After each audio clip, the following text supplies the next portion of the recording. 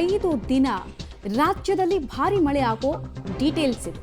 ಉಡುಪಿ, ಉತ್ತರ ಕನ್ನಡ, ದಕ್ಷಿಣ ಕನ್ನಡ, ಶಿವಮೊಗ್ಗ ಹಾಗೂ ಚಿಕ್ಕಮಗಳೂರು ಜೊತೆಗೆ ಕೊಡಗು ಜಿಲ್ಲೆಯಲ್ಲೂ ಕೂಡ ರೆಡ್ ಅಲರ್ಟ್ ಅನ್ನು ಘೋಷಿಸಲಾಗಿದೆ.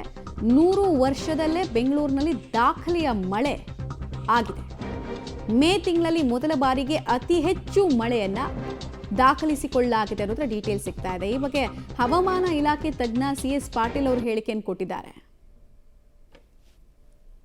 ರಾಜ್ಯದ ಹಲವು ಜಿಲ್ಲೆಗಳಲ್ಲಿ ಮಳೆ ಮುಂದುವರೆದಿದೆ. ಜೊತೆಗೆ ಬೆಂಗಳೂರಿನಲ್ಲೂ ಕೂಡ ಮಳೆ ಮುಂದುವರೆದಿರುವಂಥದ್ದು, ಮೋಡ ಕವಿದ ವಾತಾವರಣ ಇದೆ. ಇದೆಲ್ಲದಕ್ಕೂ ಸಂಬಂಧಪಟ್ಟಂತೆ ಅಂದರೆ ಮಳೆ ಇನ್ನೂ ಎಷ್ಟು ದಿನ ಇರುತ್ತೆ, ಮುಂಗಾರು ಪ್ರವೇಶ ಆಯಿತಾ, ಯಾವ ರೀತಿಯಾಗಿರುತ್ತೆ ಈ ಬಾರಿಯ ಮುಂಗಾರು, ಇದೆಲ್ಲದಕ್ಕೂ ಸಂಬಂಧಪಟ್ಟಂತೆ ಮಾತನಾಡೋದಕ್ಕೆ ಹವಾಮಾನ ಇಲಾಖೆಯ ವಿಜ್ಞಾನಿಗಳಾದಂಥ CS ಪಾಟೀಲ್ ಸರ್ ನನ್ನ ಜೊತೆಗಿದ್ದಾರೆ. ಸರ್ ನಮಸ್ಕಾರ. ಸರ್, ಮುಂಗಾರು ಆರಂಭ ಆಯಿತಾ ಅಥವಾ ಇದು ವಾಯುಭಾರ ಕುಸಿತ ಅಂತ ಅಂದ್ಕೊಳ್ಳೋದಾ? ಮಳೆ ಎಷ್ಟು ದಿನ ಇನ್ನೂ ಮುಂದುವರಿಯುತ್ತೆ ಬೆಂಗಳೂರು ಅಥವಾ ರಾಜ್ಯದಲ್ಲಿ? ಸರ್, ಮೇ 24ಕ್ಕೆ ಕರ್ನಾಟಕ ರಾಜ್ಯದ ನೈಋತ್ಯ ಭಾಗದಲ್ಲಿ ಮುಂಗಾರು ಪ್ರವೇಶವಾಗಿದೆ. ನಿನ್ನೆಯೂ ಕೂಡ ಬೆಳಗಾವಿ, ಧಾರವಾಡ, ಹಾವೇರಿ, ಗದಗ ಈ ಭಾಗಗಳಲ್ಲಿ ಕೂಡ ಮುಂಗಾರು ಪ್ರವೇಶವಾಗಿದೆ. ಇವತ್ತು ಕರ್ನಾಟಕ ರಾಜ್ಯಾದ್ಯಂತ ಮುಂಗಾರು ಪೂರ ಪ್ರವೇಶವಾಗುವ ನಿರೀಕ್ಷಣೆ ಇದೆ. ಮುಂದಿನ 5 ದಿನಗಳಲ್ಲಿ ಕರ್ನಾಟಕ ರಾಜ್ಯಾದ್ಯಂತ ವ್ಯಾಪಕವಾಗಿ ಮಳೆಯಾಗಬಹುದು. ಇದಕ್ಕೆ ಮುಖ್ಯ ಕಾರಣವೇನೆಂದರೆ 2-3 ದಿವಸದಿಂದ ಅರಬ್ಬಿ ಸಮುದ್ರದಲ್ಲಿ ಒಂದು ಲೋ ಪ್ರೆಷರ್ ಸಿಸ್ಟಮ್ ಇತ್ತು. ಅದು ಭೂಭಾಗದಲ್ಲಿ ಚಲಿಸಿ ಮರಾಠವಾಡದ ಹತ್ತಿರ ಅದು ಇದೆ.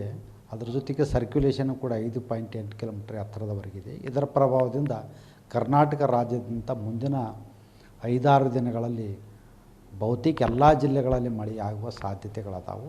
ಕೆಲವು ಜಿಲ್ಲೆಗಳಿಗೆ ನಾವು ರೆಡ್ ಅಲರ್ಟನ್ನು, ಕೆಲವು ಜಿಲ್ಲೆಗಳಿಗೆ ಆರೆಂಜ್ ಅಲರ್ಟನ್ನು, ಕೆಲವು ಜಿಲ್ಲೆಗಳಿಗೆ ಯೆಲ್ಲೋ ಅಲರ್ಟನ್ನು ಕೊಟ್ಟಿದ್ವಿ. ರೆಡ್ ಅಲರ್ಟು ಅಂದರೆ 20 ಸೆಂಟಿಮೀಟ್ರ್ಕಿಂತ ಹೆಚ್ಚಿಗೆ ಮಳೆ ಆತಂದ್ರೆ ನಾವು ರೆಡ್ ಅಲರ್ಟ್ ಕೊಡ್ತೀವಿ. 12ರಿಂದ 19 ಸೆಂಟಿಮೀಟ್ರ್ ಆತಂದ್ರೆ ಆರೆಂಜ್ ಅಲರ್ಟು, 7ರಿಂದ 12 ಸೆಂಟಿಮೀಟ್ರ್ ತನಕ ಮಳೆ ಆತಂದ್ರೆ ನಾವು ಯೆಲ್ಲೋ ಅಲರ್ಟ್ ಅಂತ ಕೊಡ್ತೀವಿ. ಮುಂದೆ 7 ಅಥವಾ 7ಕ್ಕಿಂತ ಕಡಿಮೆ ಮಳೆ ಆಯ್ತಂದ್ರೆ ಅದಕ್ಕೆ ಹಗುರದಿಂದ ಸಾಧಾರಣ ಮಳೆ ಅಂತ ಕರಿತೀವಿ ನಾವು. ಈ ರೆಡ್ ಅಲರ್ಟ್ ಯಾವ್ಯಾವ ಜಿಲ್ಲೆಗಳಿಗೆ ಕೊಟ್ಟಿವಿ ಅಂದ್ರೆ ದಕ್ಷಿಣ ಕನ್ನಡ, ಉಡುಪಿ, ಉತ್ತರ ಕನ್ನಡ, ಮುಂದೆ ಶಿವಮೊಗ್ಗ, ಚಿಕ್ಕಮಗಳೂರು ಹಾಗೂ ಕೊಡಗು ಜಿಲ್ಲೆಗಳಿಗೆ ನಾವು ರೆಡ್ ಅಲರ್ಟನ್ನು ಕೊಟ್ಟಿದ್ವಿ. ಇವತ್ತಾ ಸರ್ ರೆಡ್ ಅಲರ್ಟ್? ಮುಂದಿನ 4 ದಿನಗಳಿಗೆ ನಾವು ರೆಡ್ ಅಲರ್ಟನ್ನು ಈ ಜಿಲ್ಲೆಗಳಿಗೆ ಕೊಟ್ಟಿವಿ. ಕಳೆದ ಒಂದು 4-5 ದಿವಸದಿಂದ ಕೊಡ್ತಾ ಇದ್ವಿ. ಅದರ ಪ್ರಕಾರ ಅದು ಮಳೆ ಆಗ್ತಾನೆ ಇದೆ.